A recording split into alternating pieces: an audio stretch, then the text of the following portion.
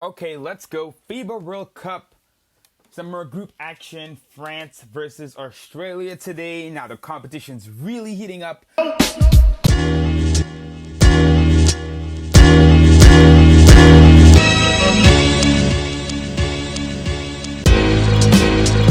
Beach! We're here. My man, Alan Houston. It's different this time, but it sounds like you're Reggie in town. This is an important game because this determines who they play in the knockouts. So the end of the group stage, Australia obviously a pretty good team. Patty Mills has been killing it all tournament. We saw what he did to the USA right before the tournament started. You know, you saw the last game, that Lithuania, much tougher game for France. This is by far the hardest game they played so far. In fact, I would even say one of the best international basketball games I've ever seen, and definitely in the last 10 years. So here we go, tip-off. Frank had a really nice start to this game. Him and Patty Mills were really going at it. I love the physicality here. Here's Evan Fournier, who's been fantastic all tournament for France. He gets in there, fadeaway J, bang. But Australia will come right back down. Patty Mills cooks Fournier on the other end, gets to the rim and finishes over Gobert. Patty Mills is a beast in FIBA. He's just able to play so much more free, and he has much more offensive responsibility, and he keeps delivering every time.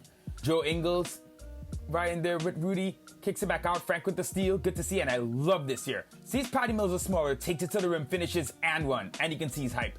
That is what we're talking about. Frank there has to learn, for his whole career, whatever he ends up being, he has to learn that he's big and strong, and he can go to the rim against a lot of these players. Here, he notices good steal again with his hands out, takes it to the rim, Euro steps between two guys, kind of, uses physicality against Mills and finishes at the rim. Really good effort there from Frank. He was playing so free to start the game. It felt like the intensity was so high, he couldn't think because they were pressuring him in the backcourt. There was a lot of pushing, it was physical. So he started to play off instincts and he just seemed a lot more comfortable out there. Here he is again against Patty, really making an effort to stop him here, staying active, getting in. Gobert couldn't get out to Baines here, but it didn't matter because Frank was staying with Pat and staying. The rotation happened there. Good block at the rim.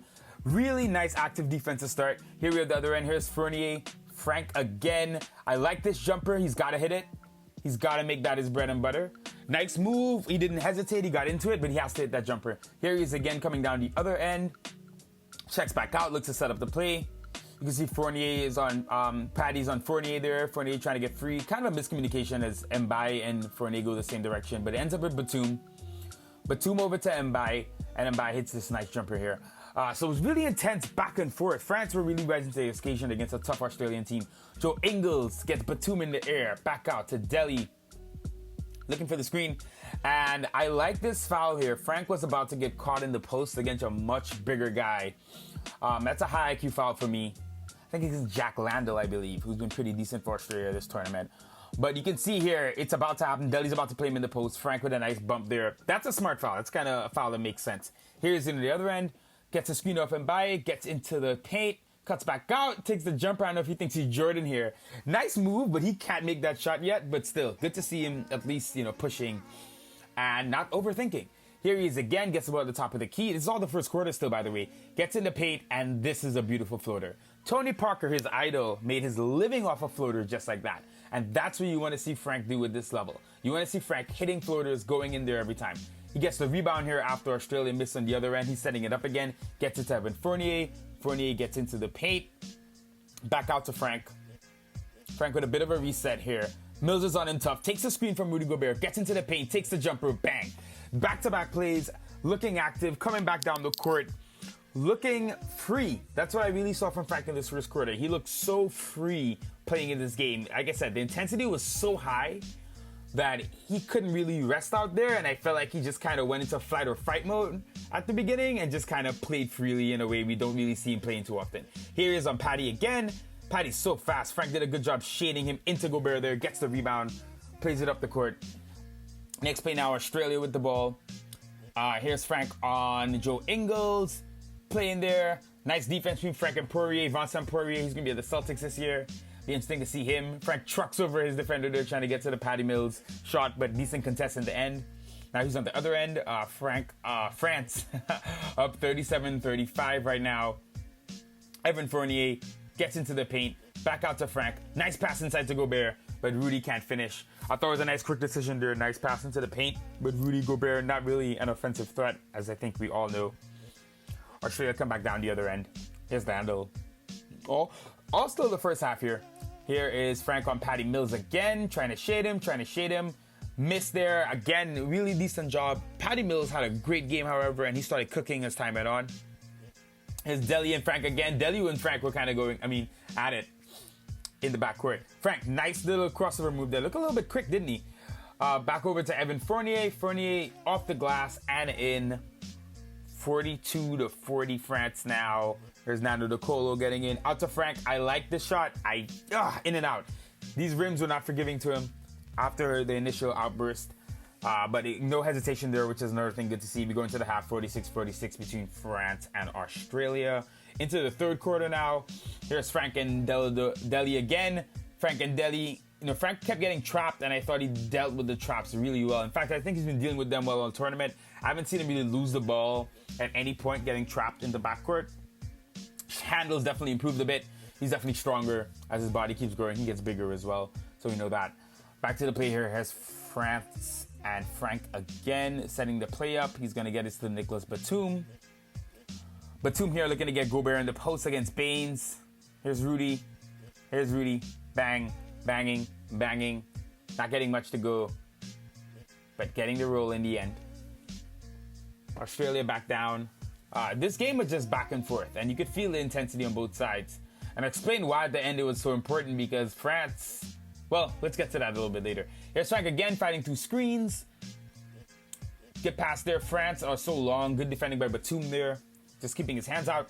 Mills and Frank then. Frank getting a little more physical with Patty Mills. Patty Mills is just like a little... I think they call him the Tasmanian Devil, but that's how he plays. He's just so active and annoying to play against.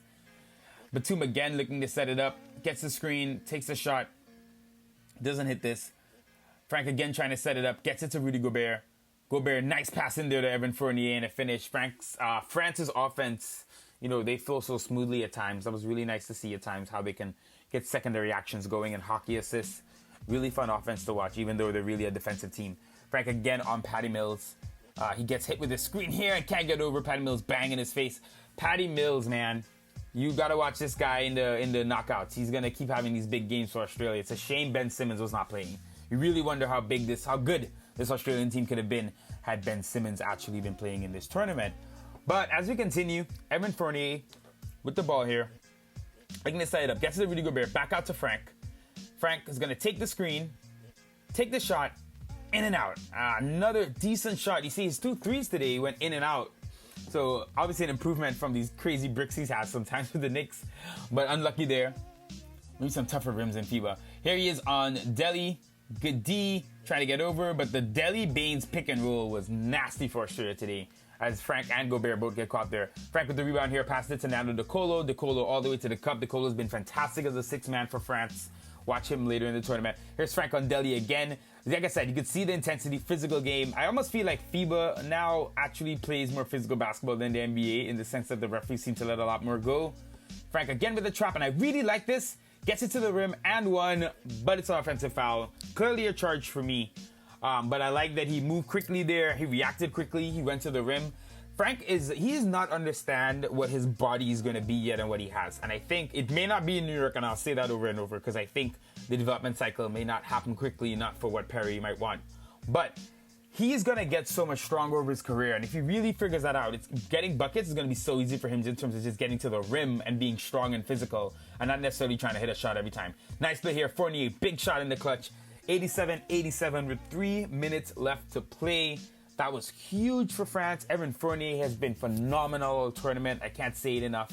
Here's Deli again, setting up the offense for Australia. Good steal by Nando De Colo. Takes it to the rim, and France is up 89-87 with 3 minutes left. Now we're seeing Deli against De Colo. Deli looking to set it up. Patty Mills, obviously the danger man here. At this point, Frank had gone out the game. They brought in Andrew Albisi, who was really good against Mills. We'll get to that later. Baines, big shot there. Huge shot, putting Australia up 1. 2 to the head, baby. So BC, this guy here, super speedy, good defender, and really he matched up Patty Mills. They almost look alike a little bit with the hair and everything. So BC was able to really, challenge Patty Mills in terms of his speed and his physicality, and he slowed him down a little bit near the end. But here we are about BC here. Speaking of him, big three, massive. You see this game back and forth down the stretch. Vincent Colette, the coach, keeping his team together. 92-92 now. 2 minutes left. Here's BC against Mills, and this is what I'm talking about. Look at this. On him, just playing hard. On him, steal, gets to the basket. That is just great playing. This is why Frank didn't really play down the stretch, because BC and DeColo came in, and offensively they were doing a good job. BC was playing decent defense against Mills, so it's really more of a personnel decision. Fournier gets in here. That was a big shot. If he had hit that, France go up by 2 with a minute left. Then huge mistake by Fournier on the other end on defense. Gets twisted up by Joe Ingles of the Jazz, and Australia go up 96-94. Now the next possession, they're looking for DeColo or Fournier. Nando DeColo gets it. He gets to the rim, hits the nice shot off the glass. Shout out to Tim Duncan. 96-96, and then Rudy Gobert fouls out, and this pretty much ended the game for France. Pump fake, right there, bit on it, unfortunate. And Rudy Gobert fouled out. I think he just noticed right there. He's cringing. Now, right there, though, really nice pass from Poirier to DeColo, keeping them in it. There's 16 seconds left. It's 98-98. Then Poirier comes back on the other end and fouls Delhi with 5.7 seconds left. I feel like maybe he felt like he had to do it. Delhi kind of got the step on him. But you wonder, you rather maybe Delhi going to the rim, attempting to make a tough layup there, as opposed to, just fouling him, sending him to the line this late. There it is, a hit over the head, pretty clear. Batum was rotating over, which makes me think Delhi may have been in a tougher situation than he thought. Colette's not happy with that. Now, Delhi misses the second, and then you have this here. It was called a out of bounds on Aaron Baines as he stepped on the line. The foul from Poirier. There was just so much going on in that last possession. But France get the ball, 4 seconds left. Inbound play, let's see it, and oh no. They throw the ball to Patty Mills. And look at this heads-up play by Mitch Creek. He is fouled, and he attempts a three. Genius stuff. Australia get in there, hit their free throws. Now he is the last free throw. He misses it to kill the clock. Ball rebounds out, and that is it. Australia win. But crazily enough, and here we go, because France lose, they will be playing the United States in the quarterfinals. So the group stages are over. It's all knockouts now. France-USA will be the next game. I believe it's happening on Tuesday, but if not, I'll make sure to update you guys. But yeah, France-USA is the next game. France lose a close one here. Decent game for Frank in the end, though, and really great game overall. FIBA World Cup is not disappointed. All right, guys. Peace.